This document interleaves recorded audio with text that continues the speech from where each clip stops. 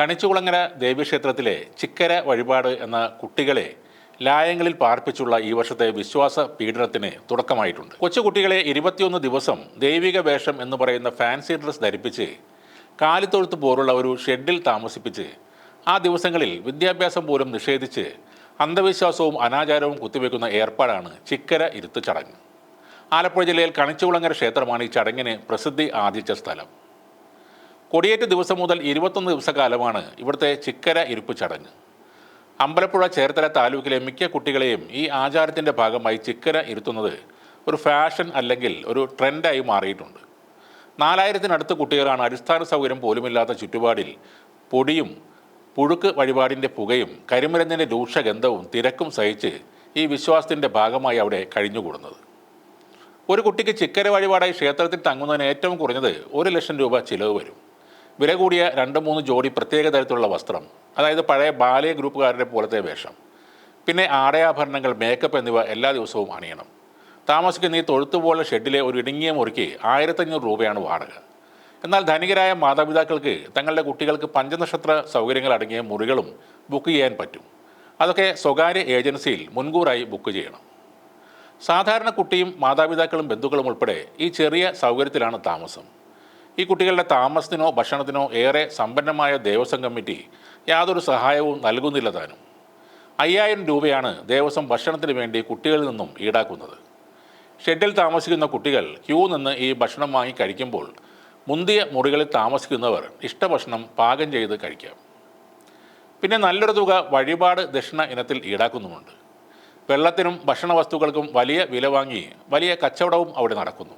അന്ധയായ കുട്ടിക്ക് കാഴ്ച കിട്ടിയെന്നും ഊമയായ കുട്ടി സംസാരിച്ചുവെന്നും ശരീരം തളർന്ന കുട്ടി ഓടി നടന്നു എന്നുമൊക്കെയുള്ള സ്ഥിരം ചേരുവ ചേർത്തുള്ള കള്ളക്കഥകൾ മെനഞ്ഞാണ് കച്ചവടം പൊടിപൊടിക്കുന്നത്. ഒരു കൃപാസനം പത്രത്തിൻ്റെ ഹൈന്ദവ വെർഷൻ. ഒട്ടും സുരക്ഷിതമല്ല ചുറ്റുപാടിൽ കുട്ടികൾക്ക് അപകടം ഉണ്ടാകുന്നതും പതിവാണ്. ക്ഷേത്രത്തിൻ്റെ കുളത്തിൽ ഈ കഴിഞ്ഞ വർഷവും ഒരു കുരുന്നു ജീവൻ നഷ്ടമായി. നല്ല അന്തരീക്ഷത്തിലെ താമസം, ഭക്ഷണം, മുതിർന്നവരുടെ സംരക്ഷണം, ചികിത്സ, വിദ്യാഭ്യാസം എന്നിവയടക്കം കുട്ടികൾക്ക് കിട്ടേണ്ട മനുഷ്യാവകാശമാണ് ഈ വഴിപാട് കാരണം ഇല്ലാതാകുന്നത്. സാധാരണ കുടുംബങ്ങളാണ് ഈ തട്ടിപ്പിൻ്റെ പ്രധാന ഇരകൾ. സാമ്പത്തിക ബുദ്ധിമുട്ട് നേരിടുന്ന നിരവധി കുടുംബങ്ങൾ അന്ധവിശ്വാസത്തിൻ്റെ ഭാഗമായി ചടങ്ങിന് ഗത്യന്തരമില്ലാതെ നിർബന്ധിതരാവുകയാണ്. ഇത് കഴിഞ്ഞാൽ സർവ്വവിധ ഐശ്വര്യങ്ങളും വന്നു ചേരുമെന്നാണ് വിശ്വാസം.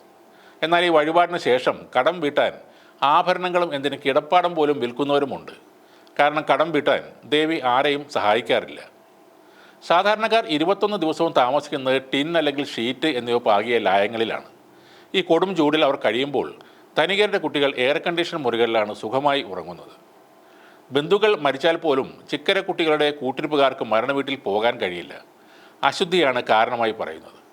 ഏതെങ്കിലും ചിക്കരക്കുട്ടിയുടെ രക്തബന്ധമുള്ള ആരെങ്കിലും മരണമടഞ്ഞാൽ ആ നിമിഷം ക്ഷേത്രത്തിൽ നിന്ന് പുറത്തു പോകണം. അതും അവിടുത്തെ ആചാരമാണ്. ഏറ്റവും പ്രധാനം ഈ കുട്ടികളുടെ വിദ്യാഭ്യാസമാണ്. സ്കൂളുകളിൽ പോകാനുള്ളവർക്ക് പോകാം എന്ന് സംഘാടകർ പറയുന്നുണ്ടെങ്കിലും ദൂരെ നിന്ന് ചിക്കരയിരിക്കുന്ന കുടുംബത്തിന് അത് അസാധ്യമായ കാര്യമാണ്. രാവിലെ നടക്കുന്ന ചടങ്ങുകൾക്ക് ശേഷം പണം മുടക്കി വാഹനത്തിലും സ്വന്തം വാഹനത്തിലും ചുരുക്കം ചില രക്ഷാകർത്താക്കൾ കുട്ടികളെ സ്കൂളിൽ എത്തിക്കുന്നുണ്ട്. വർഷാവസാന പരീക്ഷ അടുത്തു വരുന്ന സമയത്താണ് കുട്ടികൾക്ക് സ്കൂൾ വിദ്യാഭ്യാസം ഇല്ലാതാവുന്നത്. എന്നാൽ ചിക്കര ഇരിക്കുന്ന കുട്ടികൾക്ക് സർക്കാർ സ്കൂളുകൾ പോലും ആ സമയത്തെ ഹാജർ നൽകാറുണ്ടെന്നും പറയുന്നു. എല്ലാ മതങ്ങളും ഏറ്റവും ചെറുപ്പത്തിലെ കുട്ടികളിൽ മതം നിറയ്ക്കാനാണ് ഇങ്ങനെയുള്ള ആചാരങ്ങൾ സംഘടിപ്പിക്കുന്നത്. ഈ ചിക്കര ഇരിക്കുന്ന കുഞ്ഞുങ്ങളുടെ മനസ്സിലേക്ക് പുരാണത്തിലെ നിറം പിടിപ്പിച്ച കഥകളും ആചാരങ്ങളും കുത്തിവെക്കുന്നതോടെ ആ കുട്ടി ഒരു മതജീവിയായി മാറുകയാണ്. അവരുടെ ഓർമ്മകളിലേക്ക് മതവും ആചാരവും കടത്തിവിട്ട് ജീവിതകാലം മുഴുവൻ മതത്തിൻ്റെയും ആചാരത്തിൻ്റെയും അതിനെ തുടർന്നുള്ള കച്ചവടത്തിൻ്റെയും ഇരകളെ സൃഷ്ടിക്കലാണ് ചിക്കര വഴിപാട് കൊണ്ട് ഉദ്ദേശിക്കുന്നത് തന്നെ. ഈ ക്ഷേത്രം അടക്കി വാഴുന്ന വ്യക്തിയും നമുക്ക് സുപരിചിതനാണ്.